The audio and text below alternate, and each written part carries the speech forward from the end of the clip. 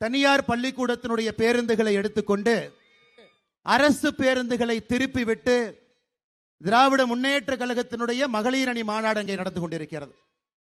இந்த ஒரு கூட்டம் மட்டுமே கோவை மக்களுக்கு ஒரு சாட்சி. திராவிட முன்னேற்ற கழகத்தினுடைய ஆட்சியில எந்த அளவுக்கு மக்களுடைய வரிப்பணத்தை தவறான முறையில் பயன்படுத்தி அவங்களுடைய குடும்பத்தினுடைய லாபத்திற்காக இவ்வளவு மக்களுக்கு பள்ளிக்கூடத்தில் ஆரம்பித்து எல்லோருக்கும் பிரச்சனை ஏற்படுத்தக்கூடிய ஒரு கட்சியை நீங்கள் எல்லோரும் பார்த்து கொண்டிருக்கின்றீர்கள்.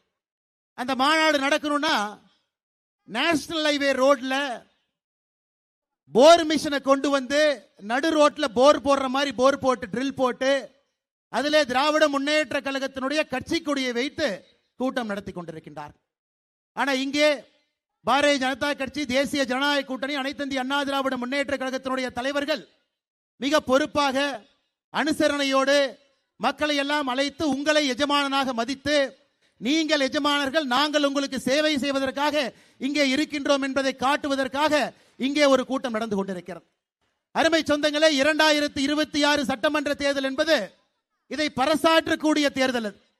ஒரு பக்கம் தன்னையே எஜமான்களாக நினைத்து, தன்னுடைய குடும்பமே முதலாளிகளாக நினைத்து, தன்னுடைய மகன் மருமகன் குடும்பத்தினுடைய ஆடிட்டர் இவங்கெல்லாம் நன்றாக இருக்க வேண்டும் என்பதற்காக 5 ஆண்டு காலமாக ஒரு ஆட்சி, 5 ஆண்டு காலமாக எதிர்க்கட்சி வரிசையில் அனைத்து இந்திய அண்ணா திராவிட முன்னேற்ற கழகத்தினுடைய எதிர்க்கட்சியினுடைய தலைவர் அண்ணன் எடப்பாடி பழனிசாமி அவர்கள், மேடையில் இருக்கக்கூடிய நம்முடைய சட்டமன்ற உறுப்பினர்கள், பாரதிய ஜனதா கட்சியினுடைய தலைவர்கள், தொண்டர்கள் விடிய விடிய உங்களுக்காக போராட்டம் நடத்தி கைது செய்யப்பட்டு சிறையில் அடைக்கப்பட்டு திருமண மண்டபத்தில் அழைத்து வைக்கப்பட்டு உங்களுக்காக போராடி கொண்டிருக்கக்கூடிய அந்த அன்பு நண்பர்கள் எல்லாம் உங்களுடைய கையில நீங்கள் சரித்திரத்தை மாற்றி படைக்க போகின்ற அந்த நாளுக்காக நாங்கள் எல்லாம் காத்து கொண்டிருக்கின்றோம். இன்னும் சரியாக 100 நாட்கள்ல 2026 சட்டமன்ற தேர்தல் நடக்கும் பொழுது நீங்கள் ஒரு விரல்ல நீங்கள் ஏற்படுத்தக்கூடிய அந்த புரட்சி என்பது நிச்சயமாக நல்லவர்களை, தேசிய ஜனநாயக கூட்டணியை, முதலமைச்சர் அண்ணன் எடப்பாடி பழனிசாமி அவர்களை, அனைத்து இந்திய அண்ணா திராவிட முன்னேற்ற கழகத்தினுடைய சட்டமன்ற உறுப்பினர்களை, பாரதிய ஜனதா கட்சியினுடைய சட்டமன்ற உறுப்பினர்களை, கூட்டணி கட்சியினுடைய சட்டமன்ற உறுப்பினர்களை அங்கே உங்களுக்கு வேலை பார்ப்பதற்காக நீங்கள் அனுப்பி வைப்பீர்கள் என்கின்ற முழு நம்பிக்கை எனக்கு இருக்குங்க ஐயா.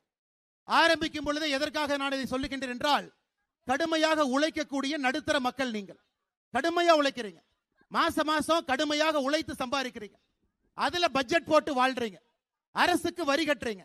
2020-21 கோவிட் தடுப்பூசியை மோடி ஐயா கொடுக்கிறாங்க, நேரடியா சென்னைக்கு வரும். அங்க இருப்பவர்கள் அதை பிரித்து ஒரு மாவட்டத்திற்கும் அனுப்பி வைக்கணும். தமிழகத்திலே மிக குறைவான தடுப்பூசிகள் கொடுக்கப்பட்ட மாவட்டம் கோயம்புத்தூர் மாவட்டம். வேண்டுமென்றே திட்டமிட்டு 2021 திராவிட முன்னேற்ற கழகம் ஆட்சிக்கு வந்த பிறகு கோயம்புத்தூர் மக்களுக்கு வேண்டுமென்றே கோவிட் தடுப்பூசிகளை குறைவாக கொடுத்தாங்க. அனைத்து இந்திய அண்ணா திராவிட முன்னேற்ற கழகம் ஆர்ப்பாட்டம் செய்த பிறகு, பாரதிய ஜனதா கட்சி ஆர்ப்பாட்டம் செய்த பிறகு முதலமைச்சர் அங்கிருந்து இங்க வந்தாரு, இஎஸ்ஐ மருத்துவமனைக்கு போனாரு, ஒரு கோட்டை போட்டாரு, அடுத்த விமானத்தை பிடிச்சு திரும்ப போயிட்டார். அது கோயம்புத்தூர் மக்களுக்கு திமுகவினுடைய எச்சரிக்கை, எங்களை நீங்க ஆட்சி கொண்டு வரலீனா கோயம்புத்தூருக்கு எதுவும் செய்ய மாட்டோம் என்கின்ற எச்சரிக்கையை கொடுத்தாங்க. அதையெல்லாம் பல்லை கடுத்து கொண்டு பொறுமையாக 4 ஆண்டு காலம் நாம் தாண்டி இருக்கின்றோம்.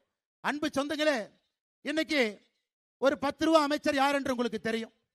திராவிட முன்னேற்ற கழகத்தினுடைய மகளிர் அணி மாநாட்டில் அவர் பேசுறாரு. இன்னைக்கு சாயந்தரம் அந்த 10 ரூபா அமைச்சர் சொல்றாரு, கோயம்புத்தூர்ல 10க்கு 10 ஜெயிக்கிறது தான் திராவிட முன்னேற்ற கழகத்தினுடைய இலக்கு. 10 ரூபாய் அமைச்சர் அவர்களே, டாஸ்மார்க்ல வேணா பாட்டிலுக்கு 10 ரூபாய் ஏத்தி ஜெயிக்கலாம். ஆனா தேர்தல் களத்துல மக்களுடைய மனதை தேசிய ஜனநாயக கூட்டணி வென்று விட்டது. கோயம்புத்தூர்ல 10க்கு 10 என்கின்ற உங்களுடைய கனவு எப்பொழுதும் கனவாக மட்டும்தான் இருக்கும்.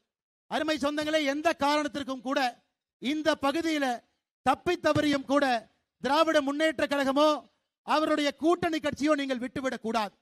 கோயம்புத்தூரை நாசம் செய்தவர்கள், கோயம்புத்தூருடைய வளர்ச்சியை தடுத்து நிறுத்தியவர்கள், கோயம்புத்தூர் மக்களுடைய வளர்ச்சிக்கு எந்த காலகட்டத்திலும் கூட உறுதுணையாக இல்லாதவர்கள், திராவிட முன்னேற்ற கழகத்தை சார்ந்தவர்கள், முதலமைச்சரிலிருந்து கட்சியினுடைய கடைக்கோடி தொண்டன் வரை கோயம்புத்தூருடைய வளர்ச்சிக்கு எதிராக மட்டும்தான் பாடுபட்டு இருக்கின்றார்கள். இதெல்லாம் எதுக்காக நான் சொல்றேனாங்க, நாம மறந்துடக்கூடாதுங்க. தமிழ்நாட்டு மக்கள் ரொம்ப அன்பானவர்கள், வேகமா மன்னிச்சு விட்டுருவாங்க. பொழைச்சு போன ஒரு ஓட்டையும் போட்டுருவாங்க. ஆனா இந்த முறை பொழைச்சு போங்கன திராவிட முன்னேற்ற கழகத்திற்கு ஒரு ஓட்டையும் கூட இந்த பகுதியினுடைய அன்பு சொந்தங்கள் நீங்கள் அளிக்க கூடாது என்கின்ற தாழ்மையான வேண்டுகோளை இந்த கூட்டத்தின் மூலமாக உங்களுக்கு வைத்துக் கொண்டிருக்கின்றோம். அருமை சொந்தங்களே, இன்னைக்கு இந்த பஞ்சாயத்தை முடிவு கொண்டு வரும். அந்த திராவிட முன்னேற்ற கழகத்தினுடைய மேடையில முதலமைச்சர் மு.க. ஸ்டாலின் அவர்கள் பேசுறாரு, அதிமுக அடிமை கட்சி, பாரதிய ஜனதா கட்சியை பொறுத்தவரை சங்கி கட்சி, ரெண்டு பேருமே டெல்லிக்கு அடிமையா இருப்பதற்காக ஒரு கூட்டணியை உருவாக்கி இருக்கிறாங்க. இதை தற்கூரி உதயநிதி பேசி இருந்தால் பரவாயில்லை, மன்னிச்சிடலாம். ஆனா தமிழகத்தினுடைய முதலமைச்சராக இருப்பவர் திராவிட முன்னேற்ற கழகம் ஆட்சியில் இருந்ததை விட அவர்களை விட அதிகமாக ஆட்சியில் இருந்தவர்கள் அனைத்து இந்திய அண்ணா திராவிட முன்னேற்ற கழகத்தினுடைய கட்சியும் அதனுடைய தலைவர்கள். ஒரு முதலமைச்சர் இந்த வார்த்தையை பேசிய பிறகு அவருக்கு நாம பதில் சொல்லினா தப்பா போய். ஆமாம், என்னை பொறுத்தவரை அனைத்து இந்திய அண்ணா திராவிட முன்னேற்ற கழகம் அடிமை கட்சி தான். யாருக்கு அடிமை? மக்களுக்கு அடிமை. மக்களை எஜமானராக மதித்து மக்களுக்கு அடிமையாக இருக்கக்கூடிய கட்சி. தேசிய ஜனநாயக கூட்டணியும் அடிமை கூட்டணி தான். யாருக்குங்க? தமிழ்நாட்டினுடைய மக்களுக்கு நாங்கள் அடிமை. தமிழ்நாட்டினுடைய மக்கள் எஜமான்களாக அவர்களுக்காக சேவை செய்ய வேண்டும் என்று நினைக்கக்கூடிய கூட்டணியை நீங்கள் அடிமை என்று சொன்னால் அதை பெருமையாக எங்கள் நெஞ்சிலே அணிந்து கொண்டு மக்களுக்காக 100 நாட்கள் நாங்கள் இங்கே இருப்போம், களத்தில் இருப்போம், ஆட்சி மாற்றம் வரும். முதலமைச்சர் அவங்க அதோடு நிக்கல. இன்னைக்கு ஒரு பெரிய பொய்ய நம்முடைய கிராமத்தில் இருக்கக்கூடிய பெரியவங்கிட்ட விதைச்சுக்கிட்டு இருக்கிறான். 100 நாள் வேலை வாய்ப்பு திட்டத்தை பாரதிய ஜனதா கட்சியினுடைய ஆட்சி மத்தியில அதை நிறுத்த போறாங்க. அன்பு சொந்தங்களே, நீங்க உங்களுக்கு நல்லா தெரியும், 2021 தேர்தல் வாக்குறுதியில திராவிட முன்னேற்ற கழகம் சொல்லி இருந்தார்கள், நாங்க ஆட்சிக்கு வந்தவுடனே 100 நாள் வேலை வாய்ப்பு திட்டத்தை 150 நாட்களாக உயர்த்துவோம் என்று சொன்னார்கள். சொன்னாங்களா இல்லைங்களா? நீங்க சொல்லுங்க. ஆட்சிக்கு வந்தா 100 நாள் வேலை வாய்ப்பு திட்டத்தை 150 நாட்களாக உயர்த்துவோம் என்று திராவிட முன்னேற்ற கழகம் சொன்னார்களா? இதுவரை எதையும் செய்யல, ஒரு துரும்பை கூட கிள்ளி போடல. ஆனா பாரத பிரதமர் நரேந்திர மோடி அவர்கள் தேர்தல் வாக்குறுதியா கொடுக்காம இன்னைக்கு 100 நாள் வேலை வாய்ப்பு திட்டத்தை 125 நாளாக உயர்த்தி இருக்கின்றார். 125 நாளாக. அன்பு சொந்தங்களே, கடந்த 4 ஆண்டுகள்ல மேலே நடப்பது பாரதிய ஜனதா கட்சியினுடைய ஆட்சி, இங்கே நடப்பது நமக்கு எதிரான ஒரு ஆட்சி, எதிர் கூட்டணியில் இருக்கக்கூடிய ஆட்சி. யோசிச்சு பாருங்க, 100 நாள் வேலை வாய்ப்பு திட்டத்துக்கு இந்தியாவில் அதிகமான பணத்தை பாரத பிரதமர் கொடுத்தது தமிழ்நாட்டிற்கு மட்டும்தான். உத்தரப்பிரதேசத்தை விட, மகாராஷ்டிராவை விட, ஹரியானாவை விட, பாரதிய ஜனதா கட்சி ஆளுகின்ற மாநிலங்களை விட இந்தியாவில் 100 நாள் வேலை வாய்ப்பு திட்டத்தில் அதிக பணத்தை கொடுத்தது தமிழ்நாட்டு மக்களுக்கு தான். அதனால் இங்க இருக்கக்கூடிய 100 நாள் வேலை வாய்ப்பு திட்டத்தில் பயன்பெறக்கூடிய நம்முடைய அம்மாக்கள், நம்முடைய சகோதரிகள், நம்முடைய தாய்மார்கள் எல்லோரும் நன்றாக புரிந்து கொள்ள வேண்டும். நம்முடைய ஆட்சி இங்க வந்தா மட்டும்தான் நம்முடைய தேசிய ஜனநாயக கூட்டணிய முதலமைச்சர் வேட்பாளர் அண்ணன் எடப்பாடி பழனிசாமி அவர்கள் முதலமைச்சராக வரும் பொழுது இந்த 125 நாள் என்பது 150 நாள் என்பது நம்ம தாங்க செய்ய முடியும், அவங்க செய்ய முடியாது. அருமை சொந்தங்களே, சமீபத்தில் ஆந்திர பிரதேஷ் போயிருந்தேன். ஒரு வாரத்திற்கு முன்பு ஆந்திராவினுடைய துணை முதலமைச்சர் சகோதரர் லோகேஷ் பேசிட்டு இருந்தார். அப்ப லோகேஷை பார்த்து நான் சொன்னேன், பிரதர் உங்களை பார்த்தா எனக்கு பொறாமையா இருக்கு. அவர் சொன்னார், ஏன் பிரதர் பொறாமப்படுறீங்க? தமிழ்நாட்டுக்கு வரக்கூடிய முதலீடுகளை டிஆர்பி ராஜா கையெழுத்து போட்டு ட்விட்டர்ல போடுவார், எல்லாம் வந்துட்டாங்க, கடையை திறந்து வச்சிட்டோம், அல்வா விற்கிறோம். அடுத்த நாள் சத்தமே போடாம அந்த கம்பெனி ஆந்திரா கூட்டிட்டு போய் அவங்க கிட்ட நீங்க பணத்தை வாங்கி முதலீடை பெற்றுக் கொண்டிருக்கின்றீர்கள் என்று. அதற்கு திரு லோகேஷ் அவர்கள் சொன்னது, பிரதர் மேல மோடி இருக்காரு, ஆந்திர பிரதேசை செய்ய வேண்டும் என்று சொல்லுகின்றார், என்ன வேண்டுமோ கொடுக்கின்றேன் என்று சொல்லுகின்றார், இந்தியாவிற்கு முன்மாதிரியாக ஆந்திர பிரதேசம் மாற்றணும்னு சொல்றார். இன்னைக்கு அதையே உங்களுக்கு நாங்கள் உறுதிமொழியாக கொடுக்கின்றோம். நம்முடைய ஆட்சி, நம்முடைய அனைத்து இந்திய அண்ணா திராவிட முன்னேற்ற கழகம், பாரதிய ஜனதா கட்சி, நம்முடைய கூட்டணி கட்சி நண்பர்கள் வெற்றி பெற்று சட்டப்பேரவையில் 2026 பதவி பிரமாணம் எடுக்கும் பொழுது மேலே மோடி அவர்களும் கீழே அண்ணன் எடப்பாடி பழனிசாமி அவர்களும் சட்டமன்றத்தில் நம்முடைய பாரதிய ஜனதா கட்சியினுடைய சட்டமன்ற உறுப்பினர்களும் தமிழ்நாட்டை முதன்மையாக்குவதற்காக நாம் பாடுபடுவோம். ஆனா திராவிட முன்னேற்ற கழகத்தை பொறுத்தவரை அவங்க குடும்பம் நல்லா இருக்கணும், மருமகன் நல்லா இருக்கணும், ஆடிட்டர் நல்லா இருக்கணும், இவங்க நல்லா இருக்கணும், அவங்க நல்லா இருக்கணும் யோசிக்கிறாங்களோ தவிர மக்கள் நன்றாக இருக்க வேண்டும் என்று எப்பொழுதும் யோசித்தது கிடையாது. 3 நாட்களுக்கு முன்பு திராவிட முன்னேற்ற கழகம் என்கின்ற டிராமா கம்பெனி இன்னொரு வேலையை செஞ்சாங்க. நீங்க பார்த்திருப்பீங்க. 2026 திமுகவினுடைய தேர்தல் வாக்குறுதி குழு போட்டிருக்கிறாங்க. இதனடா வம்பா போச்சு. பேய் பேய்னு கோயிலுக்கு போனா அங்க ரெண்டு பேய் சேர்ந்துக்கிட்டு ஜிங்கிஜா போட்டுச்சான். 2026 தேர்தல் வாக்குறுதி, 2021 தேர்தல் வாக்குறுதி, 511 தேர்தல் வாக்குறுதி திமுக கொடுத்தாங்க. முழுமையாக 51 தேர்தல் வாக்குறுதி இதுவரைக்கும் நிறைவேற்றல. ஐயா நல்லா கேட்டுங்க, நான் படித்தவன், உங்களுக்கு கட்டுப்பட்டவன். உங்ககிட்ட அந்த மேடையில் மைக் எடுத்து பொய் சொல்லி கைத்தட்டலுக்காக நாங்கள் பொய் சொன்னா தப்பா போயிருங்க ஐயா. ஏன்னா நீங்களே நம்பிக்கை வச்சுங்க உட்கார்ந்து இருக்கிறீங்க. 511 தேர்தல் வாக்குறுதியில முன்னாள் அமைச்சர்கள் மேடையின் மீது இருக்கின்றார்கள், தலைவர்கள் இருக்கின்றார்கள். நீங்களே 511 தேர்தல் வாக்குறுதி எடுத்து சும்மா டிக்கு போட்டு பாருங்க. 51 டிக்கை தாண்டி உங்களால போக முடியாது. 51 தேர்தல் வாக்குறுதி கூட முழுமையா நிறைவேற்றல. அப்படி நீங்க பாத்தீங்கன்னா 90% வாக்குறுதியை 4.5 ஆண்டுகள்ல நிறைவேற்றாத திமுக 2026 தேர்தல் வாக்குறுதிக்கு ஒரு குழு போட்டிருக்காங்க. அந்த குழுவினுடைய தலைவி யாருன்னு கேட்டீங்கன்னா இதுலதான் ஆச்சரியம். அந்த குழுவினுடைய தலைவியாக முதலமைச்சர் தன்னுடைய தங்கச்சி கனிமொழியை போட்டிருக்கார். கனிமொழி தான் அந்த குழுவினுடைய தலைவி.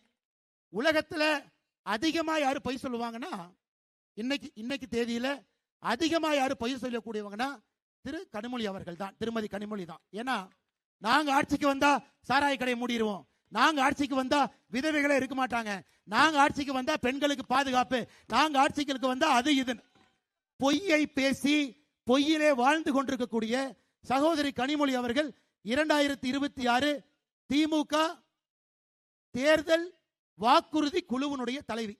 நன்றாக புரிந்து கொள்ள வேண்டும். காதுல ஒரு பூ சுத்திட்டாங்க, இரண்டாவது பூவையும் கொண்டு வந்து சுத்தி விடுவதற்கு நாம் விடக்கூடாது. 2026 எந்த காரணத்திற்கும் கூட திராவிட முன்னேற்ற கழகத்தினுடைய கவுன்சிலர்ல இருந்து பஞ்சாயத்து தலைவர்ல இருந்து யாருமே ஜெயிக்க கூடாதுங்க ஐயா. நான் எம்எல்ஏன்னு சொல்ல, எம்எல்ஏ கண்டிப்பா நீங்க ஜெயிக்க விட மாட்டீங்க. கவுன்சிலர்ல இருந்து பஞ்சாயத்து தலைவர்ல இருந்து யாரையுமே நீங்கள் ஜெயிக்க விடக்கூடாது. அன்பு சொந்தங்களே, இன்னொன்னு நீங்க நல்லா புரிஞ்சுக்கணும். கோயம்புத்தூரை பொறுத்தவரை இந்தியாவில் முதன்மை மாவட்டமாக வருவதற்கு எல்லாமே இருக்குங்க ஐயா. இந்தியாவில் அதிகப்படியான கல்லூரிகள் இருக்கக்கூடிய மாவட்டம் கோயம்புத்தூர். 1100க்கு மேற்பட்ட கல்லூரிகள் கோயம்புத்தூர் மாவட்டத்தில் மட்டுமே இருக்கு. எந்த மாவட்டத்திலும் இந்தியாவில் 1100 கல்லூரிகள் கிடையாது. அப்படின்னா அவ்வளவு இளைஞர்கள் இங்க இருக்கிறாங்க, அவ்வளவு வேலை வாய்ப்பை உருவாக்கணும், அவ்வளவு தொழில் முதலீடை கொண்டு வரணும், நல்ல சாலை கொடுக்கணும், தரமான ஒரு வாழ்க்கைக்கு இந்த மாநகரத்தை உருவாக்கணும். எங்கேயும் எதையும் செய்யாத திராவிட முன்னேற்ற கழகத்தினுடைய ஆட்சி எப்படி கோயம்புத்தூருக்கு 10க்கு 10 அவங்க கனவுல ஜெயிச்சு எப்படி நமக்கு ஒரு நல்ல ஒரு மாநகரத்தை, நல்ல ஒரு கிராமத்தை எப்படி கொடுப்பாங்கன்னு யோசிச்சு பாருங்க. நமக்கு முன்னால் ஒரு ரோடு இருக்குதுங்க ஐயா, நமக்கு முன்னால் ஒரு ரோடு இருக்கு. இந்தியாவிற்கே முதன்மையான ஒரு ரோடு இங்க இருக்கு. 40 kilometre concrete road, Coimbatore Pollachi 40 kilometre concrete road. 2017 இங்கே அனைத்து இந்திய அண்ணா திராவிட முன்னேற்ற கழகத்தினுடைய பாராளுமன்ற உறுப்பினரும் மத்தியில் நம்முடைய பாரத பிரதமர் நரேந்திர மோடியினுடைய ஆட்சி இருக்கும் பொழுது இந்த சாலைக்கு மட்டுமே இந்தியாவில் எங்கேயும் இல்லாத அளவுக்கு 40 கிலோமீட்டருக்கு 500 கோடி ரூபாய் கொடுத்து ஒரு உலக தரமிக்க கான்கிரீட் சாலையை போட்டு கொடுத்திருக்கோம். பொள்ளாச்சியிலிருந்து நம்முடைய ஆஞ்சநேயர் கோவில் வாசல் இருந்து கொடை ரோடு வரை 3500 கோடி ரூபாய் எக்ஸ்பிரஸ் ரோடுக்காக பணம் ஒதுக்கப்பட்டிருக்கிறது. இவங்க செய்ய வேண்டியது நிலத்தை பிடிச்சு கொடுக்கணும், நில ஓனர்கிட்ட பேசணும், 3500 கோடி ரூபாயை கொண்டு வந்து ரோடு போகணும். அதை கூட செய்ய முடியாத ஒரு கையால் ஆகாத துப்பு கெட்ட ஒரு ஆட்சியாக திராவிட முன்னேற்ற கழகத்தினுடைய ஆட்சி இருக்கு. கோயம்புத்தூர் விமான நிலையத்தை விஸ்தாரம் பண்ணணும்.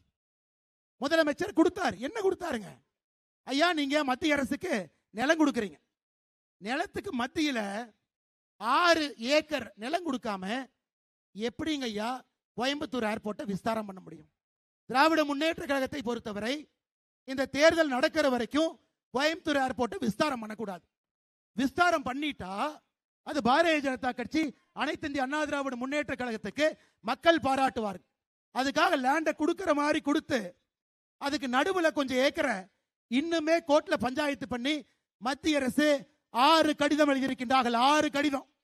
இதுக்கு மேல நம்ம ராணுவத்தை கொண்டு வந்தாங்க ஐயா, அந்த 10 ஏக்கரை பிடிக்கிறது நீங்களே சொல்லுங்க. ஒரு ஜனநாயக ஆட்சி, மக்கள் ஓட்டு போட்டு தேர்ந்தெடுக்கப்பட்ட எம்எல்ஏக்கள், எம்பிக்கள், ஓட்டு போட்டு தேர்ந்தெடுக்கப்பட்ட முதலமைச்சர் கொடுக்க வேண்டிய நிலத்தை கூட உருப்படியா கொடுக்காம 6 முறை சிவில் ஏவியேஷன் மினிஸ்டர் கடிதம் எழுதி எந்த பிரயோஜனமும் கோயம்புத்தூருக்கு செய்யாத ஒரு ஆட்சி திராவிட முன்னேற்ற கழகத்தினுடைய ஆட்சி என்பதை தயவு செஞ்சு எங்கேயுமே நீங்க மறந்துடாதீங்க ஐயா. எங்க பார்த்தாலும் குப்பை மேடு, எங்க பார்த்தாலும். நான் ஒரு பட்டியல் சொல்றேன், நீங்க கேட்டுங்க ஐயா. இந்தியாவில் மத்திய அரசு தூய்மை நகரத்தை மார்க் போடுறாங்க. இந்தியாவுடைய தூய்மை நகரம் இண்டோர். இந்தியாவுடைய மோசமான தூய்மை நகரம் மதுரை. 10 லட்சம் பேர்த்துக்கு வசிக்கக்கூடிய நகரத்தில் கடைசி இடத்தை இந்தியாவிலே பெற்றிருக்கக்கூடிய நகரம் மதுரை. காரணம், மதுரையை கலெக்ஷன் கமிஷன் ஏஜென்ட்டுக்காக அதை ஒரு குப்பை மேடாக மாட்டியிருக்கின்றார். கோயம்புத்தூர் இந்தியாவுடைய பட்டியலில் 28வது இடம், சென்னை இந்தியாவுடைய பட்டியலில் 33வது இடம். எங்கே பார்த்தாலும் குப்பை குப்பை குப்பை. குப்பை கான்ட்ராக்டுக்கு கமிஷன் எடுத்து பிச்சை எடுக்கக்கூடிய ஒரு அரசு திராவிட முன்னேற்ற கழகத்தினுடைய அரசு. 3 லட்சத்திலிருந்து 10 லட்சம் பேர் இருக்கக்கூடிய மாநகரத்தை பட்டியல் போடுறாங்க. 95 மாநகரத்தை பட்டியல் போடுறாங்க. 3 லட்சத்திலிருந்து 10 லட்சம். 95 நகரத்தில் 94வது இடம் ஈரோட்டுக்கு. 95 நகரத்தில் 77வது இடம் திருப்பூருக்கு. மாண்புமிகு முதலமைச்சர் ஐயா ஸ்டாலின் அவர்களே, உங்க கோபாலபுரத்து வீட்டுக்கு வெளியே நாங்க கொண்டாந்து குப்பையை அள்ளி போட்டா அந்த குப்பையை பார்த்துக்கிட்டு தினமும் ஆபீஸ் போவீங்களா?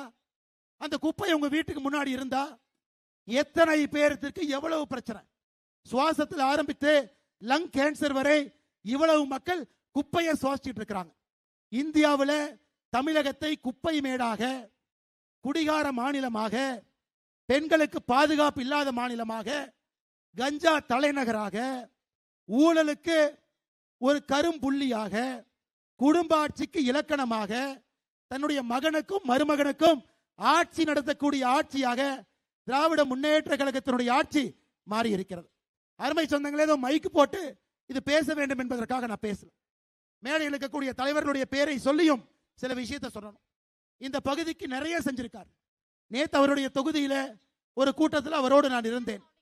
எப்பொழுதும் ஒரு சிரிப்புக்கு சொந்தக்காரர், எளிமையான மனிதர், மக்களை நேசிக்கக்கூடியவர், தொண்டாமுத்தூர் தொகுதியினுடைய சட்டமன்ற உறுப்பினர், இதற்கு முன்பு பொறுப்பு அமைச்சர் அண்ணன் எஸ்பி வேலுமணி அவர் ஒரு வார்த்தையை சொன்னாங்க. கோயம்புத்தூர் இந்தியாவில் எந்த நகரத்திற்கு மெட்ரோ ரயில் கொடுக்கிறாங்களோ இல்லையோ, கோயம்புத்தூருக்கு கொண்டு வருவது எங்களுடைய பொறுப்பு. அண்ணன் எஸ்பி வேலுமணி அவர்கள் சில நாட்களுக்கு முன்பு மத்திய நிதியமைச்சர் அம்மா நிர்மலா சீதாராமன் அவர்களை சந்தித்து விட்டு கோரிக்கை வைத்தார். பாரதிய ஜனதா கட்சி நேரடியாக பாரத பிரதமர் நரேந்திர மோடி ஐயா கிட்ட கோயம்புத்தூர்ல நாமும் கோரிக்கை வைத்திருக்கின்றோம். ஐயா, அது எங்களுடைய பொறுப்பு. மத்திய அரசை பொறுத்தவரை ஐயா, இதை மட்டும் நான் கொஞ்சம் விலாவரியா சொல்றேங்க ஐயா, தப்பா நினைச்சுக்காதீங்க. மெட்ரோ ரயில் மத்திய அரசு ஏன் குடையிறாங்கன்னா, மெட்ரோ ரயில் திட்டத்தை தப்பா போட்டாங்க ஐயா.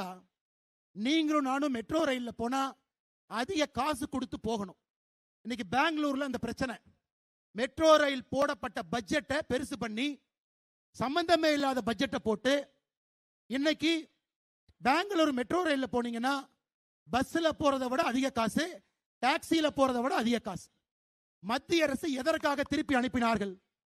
ஒரு மாநகரத்திற்கு மெட்ரோ ரயில் கொடுக்கணும்னா 20 லட்சம் பேர் இருக்கணும். அது அடிப்படை, மத்திய அரசே மீற முடியாது. ஆனா நீங்க கோயம்புத்தூருக்கு மெட்ரோ ரயில் வேண்டும் என்று கொடுத்ததுல 14 லட்சம் 15 லட்சம் பேர் தான் இருக்கிறாங்க. ஆனா கோயம்புத்தூருடைய மக்கள் தொகை எளிதாக 25 லட்சத்தை நம்ம தாண்டியாச்சு. அப்படி இருக்கும் பொழுது ரிப்போர்ட்டை மாத்தி கொடுங்க. யாரும் ரிப்போர்ட்டை நிராகரிக்கவில்லை, ரிப்போர்ட்டை மாத்தி கொடுங்க. ரெண்டாவது, ஹோப்ஸ் காலேஜில் இருந்து மெட்ரோ ரயில் ப்ராஜெக்டை போட்டு நகரத்துக்குள்ள எடுத்துட்டு போறீங்க. இத்தனை இடத்துல நிலத்தை வேண்டும் என்று சொல்றீங்க, இத்தனை இடத்துல ஸ்டேஷன் கட்டணும்னு சொல்றீங்க. இதையெல்லாம் செய்தால் அந்த மெட்ரோல பயணிக்கக்கூடியவர்கள் அதிக காசு கொடுத்து அந்த மெட்ரோல போகணும்.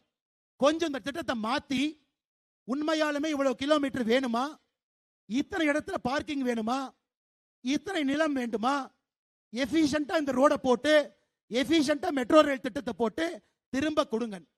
இதை மத்திய அரசு நியாயமாக கோயம்புத்தூர் மக்களுக்காக கேட்டா முதலமைச்சர் பச்சை பொய் சொல்றாரு, மத்திய அரசு மெட்ரோ திட்டத்தை நிராகரிச்சுட்டாங்க. இது வடிவேலு அவருடைய டவுசர் பாக்கெட்டுக்குள்ள கைவிட்டு என்கிட்ட ஒண்ணுமே இல்லைன்னு காட்டுற மாதிரி மத்திய அரசு உங்கள்கிட்ட என்ன கேட்டாங்க? இந்த ரிப்போர்ட்டை திருத்தி கோயம்புத்தூருடைய உண்மையான மக்கள் தொகையில போட்டு திட்டத்தை அந்த மெட்ரோ ரயில்ல நீங்களும் நானும், ஒரு ஃபிட்டர் என்ன, ஒரு பிளம்பர் என்ன, ஒரு சாதாரண மனிதர், வீட்டில் வேலை செய்யற பாத்திரம் கழுவக்கூடிய நம்முடைய அக்காவோ அம்மாவோ மெட்ரோ ரயில்ல போக வேண்டும் என்று பாரத பிரதமர் நரேந்திர மோடி அவர்கள் நினைக்கின்றார். அதற்கு திட்டத்தை கொடுனா இவனுக்கு திட்டத்தை கமிஷன் அடிக்கிறதுக்கு, கரப்ஷன் பண்றதுக்கு, 5% கமிஷன் வாங்குறதுக்கு இவனுக்கு ஒரு திட்டத்தை போட்டு கொடுக்கிறாங்க. ஆனால் அண்ணன் எஸ்பி வேலுமணி அவர்கள் சொன்னது போல கோயம்புத்தூருக்கு மெட்ரோ திட்டத்தை கொண்டு வருவது எங்களுடைய பொறுப்பு. அதனால் என்ன போய் சொன்னாலும் கூட நீங்கள் இதை நம்ப வேண்டாம் என்கின்ற அன்பான வேண்டுகோளை உங்கள் முன்னால் வைக்கின்றேன். அங்க பாரத பிரதமர் நரேந்திர மோடி அவர்கள் காசியில அவருடைய சொந்த தொகுதியில 150 பள்ளிகள்ல தமிழ் சொல்லிக் கொடுப்பதற்கான ஆணைய யோகி ஆதித்யநாத் அவர்கள் பிறப்பித்திருக்கின்றார்கள். அங்கிருந்து உத்தரப்பிரதேசிலிருந்து குழந்தைகள் இன்னைக்கு உத்தரப்பிரதேச குழந்தைகள் கோயம்புத்தூர்ல 150 பேர் தமிழ் கற்கலாம் வாங்க என்கிற திட்டத்தில் கோயம்புத்தூர்ல 150 பேர் இருக்கிறாங்க. நாளைக்கு நம்முடைய துணை குடியரசுத் தலைவர், இந்த மண்ணினுடைய மைந்தன், நம்ம எல்லாம் பெருமைப்படுத்திக் கொண்டிருக்கக்கூடிய அண்ணன் சிபி ராதாகிருஷ்ணன் இதே நிறைவு விழாக்கு வர்றாங்க. அங்க மோடி உத்தரப்பிரதேஷ் மக்களை தமிழ் படிங்கன்னு சொல்றாரு. அவருடைய தொகுதியினுடைய மக்களை 150 பள்ளிக்கூடத்தில் அடிப்படை தமிழ் சொல்லிக் கொடுக்கக்கூடிய மோடி எப்படி தமிழ்நாட்டு மக்களுக்கு விரோதியா இருப்பார்? நீங்க சொல்லுங்க. ஒரு எம்பி தன்னுடைய தொகுதியில குழந்தைகள் தமிழ் படிக்க வேண்டும் சொல்றாங்க. 150 யூபிஐ சார்ந்த மாணவர்கள் இங்க இருக்கும் பொழுது எப்படி தமிழ்நாட்டுக்கு எதிராக, தமிழக கலாச்சாரத்துக்கு எதிராக பாரத பிரதமர் நரேந்திர மோடி அவர்கள் இருக்க முடியும் என்று நீங்கள் சொல்லுங்கள். அருமை சொந்தங்களே, தேர்தல் சீசனுங்க ஐயா. 100 நாள்ல திமுகவுடைய சாதனை 100 பொய்யை சொல்லுவாங்க. அடுத்த 100 நாள்ல 100 பொய்யை சொல்லுவாங்க. அவர்கள் 100 பொய்யை சொன்னாலும் கூட அதை புறம் தள்ளி இந்த பகுதியில் 10க்கு 10 என்கின்ற வெற்றியை நீங்கள் நம்முடைய தேசிய ஜனநாயக கூட்டணிக்கு அளித்து நம்முடைய முதலமைச்சர் வேட்பாளராக இருக்கக்கூடிய முன்னாள் முதல்வர் அண்ணன் எடப்பாடி பழனிசாமி அவர்களை மறுபடியும் முதலமைச்சராக பெற்று ஏழை மக்களுக்காக, விவசாய பெருமக்களுக்காக, கோயம்புத்தூருடைய வளர்ச்சிக்காக இங்கு இருக்கக்கூடிய பெரிய மனிதர்கள் கோயம்புத்தூருடைய பொறுப்பு அமைச்சராகவும் வரத்தான் போறாங்க. கோயம்புத்தூருடைய வளர்ச்சியை அடுத்த கட்டம் எடுத்துட்டு போகத்தான் போறாங்க. அதையெல்லாம் 100 நாட்கள்ல பார்க்க போறோம். ஆனால் நிச்சயமாக நீங்கள் வாக்களிக்கணும். நீங்க 100 பேத்துக்கு சொல்லணும். கூட்டத்துக்கு வராதவங்ககிட்ட நீங்க சொல்லணும். இன்னைக்கு பத்திரிகை நண்பர்கள் பாருங்க, திமுகவினுடைய உருட்டல் மிரட்டல் எல்லாம் தாண்டி அங்க போகாம இங்கே வந்திருக்கக்கூடிய பத்திரிகை நண்பர்களுக்கும் இந்த மேடையில் இருக்கக்கூடிய எல்லா தலைவர்கள் சார்பாக என் நன்றியை தெரிவித்துக் கொள்கின்றேன். அதே போல இந்த மாவட்டத்தினுடைய தலைவர் அருமை சகோதரர் சந்திரசேகரன் அவர்கள் ஒரு மண்டல் தலைவராக இருந்தார். நம்முடைய கட்சியில ஒரு மண்டல் தலைவரை தூக்கி மாவட்டத்தினுடைய தலைவராக அழகு பார்த்து இங்கே மாவட்டத்தினுடைய தலைவராக இங்கே அனுப்பி இருக்கின்றோம். 2024 பொள்ளாச்சி பாராளுமன்றத்தினுடைய வேட்பாளர் உங்களுடைய அன்பை எல்லாம் பெற்றிருக்கிறார். அந்த மனுஷனை பார்த்தாவே ரொம்ப சிம்பிளான ஒரு சட்டை, ரொம்ப சிம்பிளான ஒரு வேட். நமக்கே சந்தேகம் வரும், இவர் அரசியல்ல தான் இருக்காரான். ஒரு எளிமையான மனிதர், எப்பொழுதுமே உங்களுக்காக பாடுபடக்கூடிய, பலமுறை எங்கிட்ட டெல்லி வந்திருக்கார். அண்ணே கொஞ்சம் போத்தனூர் ரயில்வே ஸ்டேஷனை கொஞ்சம் பெருசு பண்ணுனே, அண்ணே குப்பை மேடா இருக்கு கொஞ்சம் இது பண்ணுனே, அண்ணே அது பண்ணுனே. உங்களுக்காக எப்பொழுதும் யோசிக்கக்கூடிய அன்பு சகோதரர் வசந்தராஜன் அவர்களும் அன்பு சகோதரர் சந்திரசேகரன் அவர்களும் மிக சிறப்பாக இந்த நிகழ்ச்சியை நடத்தி கொண்டிருக்கின்றார்கள். அதே போல நம்முடைய பாரதிய ஜனதா கட்சியினுடைய பொதுச் செயலாளர் ஒரு பெரிய கூட்டத்தை எப்படி போட வேண்டும் என்பது இந்தியாவிலே ஒரு வல்லுநராக இருக்கக்கூடிய நம்முடைய பொதுச் செயலாளர் திரு ஏபி முருகானந்தம் அவர்களுக்கு என்னுடைய நன்றியை தெரிவித்து, மேடையின் மீது முன்னாள் அமைச்சராக நம்முடைய அன்பையெல்லாம் பெற்றிருக்கக்கூடிய பொள்ளாச்சியினுடைய எம்எல்ஏ அண்ணன் பொள்ளாச்சி ஜெயராம் அவர்கள் இங்கே வந்திருக்கின்றார்கள். அவருக்கும் என்னுடைய மரியாதை கலந்த நன்றி கலந்த வணக்கத்தை, வாழ்த்துக்களை தெரிவித்துக் கொள்கின்றேன். நம்முடைய பொருளாளர் அண்ணன் SR சேகர் அவர்கள் கோவை குண்டு வெடிப்புல 60 நாள் கோமாவில் இருந்தாருங்க. 60 நாள் கோமாவில் இருந்து 70 வயதிலும் கூட 2026 ஆட்சி மாற்றத்தை கொடுத்துட்டு அப்புறம் ஓய்வெடுத்துக் கொள்கின்றேன் என்று பயணம் செய்திருக்கக்கூடிய அண்ணன் SR சேகர் அவர்களுக்கு என்னுடைய நன்றி கலந்த வணக்கத்தை தெரிவித்து, நம்முடைய அண்ணன் நயினார் ராகேந்திரன் அவர்களை பற்றி கடைசியாக பேசுவதற்காக வைத்திருக்கின்றேன். சூறாவளி சுற்றுப்பயணம் 52வது இடம். நேத்து ஊட்டியில, நாளைக்கு ராமேஸ்வரம், நாளானைக்கு சென்னை. அண்ணன் ஒரு பக்கம், எடப்பாடி பழனிசாமி அவர்கள் 150 தொகுதிகளை தாண்டி அவருடைய பயணம் ஒரு பக்கம். இரண்டும் சங்கமிக்கும் பொழுது தமிழகத்திலே ஆட்சி மாற்றம் உறுதியாக நடக்கும். அதில் எந்த மாற்று கருத்தும் இல்லை. நம்முடைய மாநில தலைவருடைய பயணத்தை மிகச் சிறப்பாக நடத்தி கொண்டிருக்கக்கூடிய நம்முடைய பொதுச் செயலாளர் டெல்டா பகுதியினுடைய வைரம் அண்ணா கருப்பு முருகானந்தம் அவர்களுக்கு நன்றி கலந்த வாழ்த்துக்களை வணக்கங்களை தெரிவித்துக் கொள்கின்றேன். அதே போல கிணத்துக்கடவு தொகுதியினுடைய எம்எல்ஏ அண்ணன் தாமோதரன் அவர்கள், நான் பிஎஸ்ஜி கல்லூரியில் படிக்கும் பொழுது அண்ணனுடைய பையனும் கூட பிஎஸ்ஜி கல்லூரியில் தான் படித்தார். ஒரு நல்ல ஒரு மனிதர், எப்பொழுதும் மக்களுக்காக நிற்கக்கூடியவர். இன்னைக்கு அண்ணன் தாமோதரன் அவர்களும் இங்கே வந்திருக்கிறாங்க. அவர்களுக்கும் என்னுடைய மரியாதை கலந்த வாழ்த்துக்களை வணக்கங்களை தெரிவித்துக் கொள்கின்றேன். அதே போல நம்முடைய சூலூரினுடைய சட்டமன்ற உறுப்பினர், விவசாயிகளுடைய பாதுகாவலராக இருக்கக்கூடிய அண்ணன் கந்தசாமி அவர்கள் வந்திருக்கின்றார்கள். அவர்களுக்கும் என்னுடைய மரியாதை கலந்த வாழ்த்துக்களையும், நம்முடைய கோரிக்கை ஏற்று நம்முடைய அன்பை ஏற்று ஒரு குடும்பமாக மேடையின் மீது தவறாமல் இந்த நிகழ்ச்சிக்கு வந்திருக்கக்கூடிய எல்லா அனைத்து இந்திய அண்ணா திராவிட முன்னேற்ற கழகத்தினுடைய தலைவர்கள், பொறுப்பாளர்கள், தொண்டர்களுக்கு பாரதிய ஜனதா கட்சி சார்பாக எங்களுடைய அன்பார்ந்த வணக்கத்தை உங்களுக்கு இந்த நேரத்தில் நன்றிகளை தெரிவித்துக் கொள்கின்றோம். அதே போல பாரதிய ஜனதா கட்சியினுடைய மூத்த நம்முடைய முன்னாள் மாவட்ட தலைவர்கள் புன்சிரிப்போடு சந்திரசேகர் அவர்களுக்கு ஆதரவு கொடுத்து அவருக்கு ஆதரவு நீட்டிக் கொண்டிருக்கக்கூடிய நம்முடைய முன்னாள் மாவட்ட தலைவர்கள் எல்லோருக்கும் இந்த நேரத்தில் பாபா ரமேஷ் அவர்கள், அண்ணன் முத்துராமலிங்கம் அவர்களுக்கு நன்றி கலந்த வாழ்த்துக்களை வணக்கங்களை தெரிவித்துக் கொள்கின்றேன். மாவட்டத்தினுடைய பார்வையாளர் அண்ணன் மோகன் மந்திராச்சலம் அவர்களுக்கு, இந்த பகுதியினுடைய ஒன்றிய தலைவர், மண்டல் தலைவர் அண்ணன் சிவசுப்பிரமணியம் அவர்களுக்கு என்னுடைய சிறப்பு நன்றிகளையும், பாரதிய ஜனதா கட்சியினுடைய மாநில நிர்வாகிகள் பத்தாதுங்க, ஏன்னா வேலுமணி எண்ணெய் பத்தாதுங்க, ஏன்னா வேலுமணி எண்ணெய் எத்தனை இடத்துல நாம் பார்த்திருக்கிற வள்ளி கும்மி ஆடி இருக்கிறாங்க. இன்னைக்கு அண்ணன் நயினார் நாகேந்திரன் அவர்கள் வள்ளி கும்மி ஆடினாங்க. எங்களுடைய ஆசை இந்தியாவில் அவங்களை ஆட வைக்கணும், குறிப்பாக நார்த் இந்தியா. போன ஆண்டு கொங்கு பகுதியினுடைய வள்ளி கும்மி 500 பேர்த்த வாரணாசி கூட்டிட்டு போய் காசி தமிழ் சங்கத்தில் அங்க இருக்கக்கூடிய, உங்களுக்கு தெரியும், காசி விஸ்வநாதர் ஆலயத்தில் அவர்களுக்கு சிறப்பு அனுமதி பிரதமர் அலுவலகத்தில் பெற்று 500 நம்முடைய சகோதரிகள் காசி விஸ்வநாதர் ஆலயத்திற்கு முன்பு வள்ளி கும்மி ஆடினார். அந்த நிகழ்வுகள் நான் இருந்தேன். அப்ப அங்க இருக்கக்கூடியவங்க வந்து ஆச்சரியமா பார்த்தாங்க. எவ்வளவு நளினம், எவ்வளவு அழகு, எவ்வளவு புன்னகை, எப்படி ஆடுகின்றார்கள் இந்த பெண்கள். 6 வயசு குழந்தையிலிருந்து 70 வயது அம்மாக்கள் வரை மிக சிறப்பாக கொங்கு பகுதியை பெருமைப்படுத்திக் கொண்டிருக்கக்கூடிய எல்லா நம்முடைய வள்ளி கும்மியினுடைய எல்லா சொந்தங்களுக்கும் நீங்க ஆடும் பொழுது ஒரு 15 நிமிஷம் இழுத்து பார்த்தோம். வேலுமணி என்ன வந்துருவாரு, அவரையும் ஆட வைக்க வேண்டும் என்பதற்காக ஒரு 15 நிமிஷம் இழுத்து பார்த்தோம். ஆனா அவர் கூட்டத்தில் மாட்டி மக்களுக்கெல்லாம் வணக்கம் சொல்லி கொண்டு வருவதற்கு தாமதமான நாள் இதை முடிக்க வேண்டிய கட்டாயம் வந்து விட்டது. யாரும் தவறாக நினைத்துக் கொள்ள வேண்டாம். நம்முடைய தமிழ் மாநில காங்கிரஸ் கட்சியினுடைய மாவட்ட செயலாளர் நம்முடைய அருமை அண்ணன் குணசேகரன் அண்ணன் அவர்கள் ஜி.கே. வாசனையா சார்பா வந்திருக்கிறாங்க. அவர்களுக்கும் நன்றி கலந்த வாழ்த்துக்களை வணக்கங்களை தெரிவித்து, பெரிய மேடை, நல்ல மனிதர்கள், பண்பானவர்கள், சில மனிதர்களுடைய பேரை என்னால் சொல்ல முடியவில்லை, எல்லோருடைய பேரையும் சொன்னதாக நெறித்து இங்கே வந்துகளும் எங்களுடைய எஜமான்களுடைய பேரை சொல்ல வேண்டாங்க ஐயா, உங்களுக்கு வேலை செய்வது எங்களுடைய.